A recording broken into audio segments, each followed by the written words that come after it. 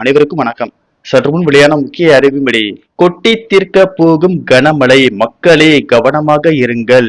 காற்றழுத்த தாழ்வு பாதை காரணமாக தமிழகத்தில் இன்று முதல் ஆகஸ்ட் 18ஆம் தேதி வரை பரவலாக கனமழை பெய்யக்கூடும் என சென்னை வானிலை மையம் தற்போது புதிய எச்சரிக்கை அறிவிப்பை வெளியிட்டுள்ளது. இதில் குறிப்பாக எந்தெந்த தேதிகளில் எந்தெந்த மாவட்டங்களில் கனமழை பெய்யக்கூடும் என்பதை பற்றியும் மேலும் சில கூடுதல் தகவலை நம்ம வீடியோல பார்க்க போறோம்.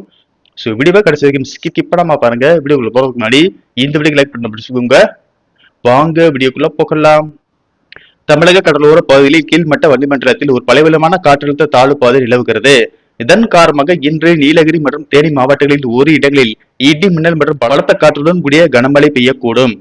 மதுரை, திண்டுக்கல், சிவகங்கை, ராமநாதபுரம் மற்றும் புதுக்கோட்டை மாவட்டங்கள் மற்றும் வடக்கு கடலோர தமிழகத்தில் ஒரு சில இடங்களிலும் புதுவையிலும் இடி மின்னல் மற்றும் பலத்த காற்றுடன் கூடிய மிதமான மழை பெய்யக்கூடும்.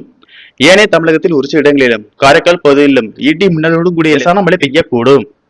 14ஆம் தேதி நீலகிரி மற்றும் தேனி மாவட்டங்களில் ஒரு இடங்களில் இடி மின்னல் மற்றும் பலத்த காற்றுடன் கூடிய கனமழை பெய்யக்கூடும். மதுரை, திண்டுக்கல், சிவகங்கை, புதுக்கோட்டை, ராமநாதபுரம், திருச்சிராப்பள்ளி, அரியலூர், பெரம்பலூர், கரூர், நாமக்கல், சேலம், ஈரோடு, கோயம்புத்தூர், திருவண்ணாமலை, கடலூர், கள்ளக்குறிச்சி, விழுப்புரம் மாவட்டங்களில் ஒரு சில இடங்களிலும் புதுவையிலும் இடி மின்னல் மற்றும் பலத்த காற்றுடன் கூடிய மிதமான மழை பெய்யக்கூடும். ஏனைய தமிழகத்தில் ஒரு சில இடங்களிலும் காரைக்கால் பகுதிகளிலும் இடி மின்னலுடன் கூடிய லேசான மழை பெய்யக்கூடும்.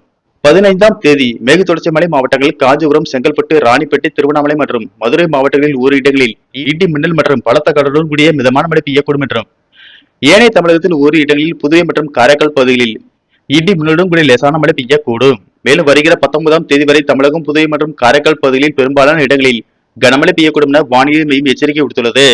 மேலும் இன்று முதல் 17ஆம் தேதி வரை வட உள் தமிழகத்தில் அதிகபட்ச வெப்பநிலை ஒரு சில இடங்களில் 2 முதல் 3 டிகிரி செல்சியஸ் இயல்பை விட அதிகமாகும். ஏனைய தமிழகம், புதுவை மற்றும் காரைக்கால் பகுதியில் இயல்பை ஒட்டியே இருக்கக்கூடும்.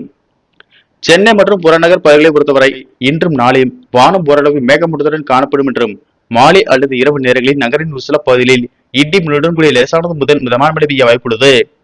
மீனவர்களுக்கான எச்சரிக்கையின்படி இன்று முதல் 17ஆம் தேதி வரை தென் தமிழக கடலோர பகுதிகள் மற்றும் குமரிக்கடல் பகுதிகளில் சூறாவளி காற்று மணிக்கு 45 முதல் 55 கிலோமீட்டர் வேகத்திலும் இடையிடையே 65 கிலோமீட்டர் வேகத்தில் வீசக்கூடும் என்பதால் மீனவர்கள் அந்த பகுதிகளுக்கு செல்ல வேண்டாம் என்று அறிவுறுத்தப்படுகிறார்கள்.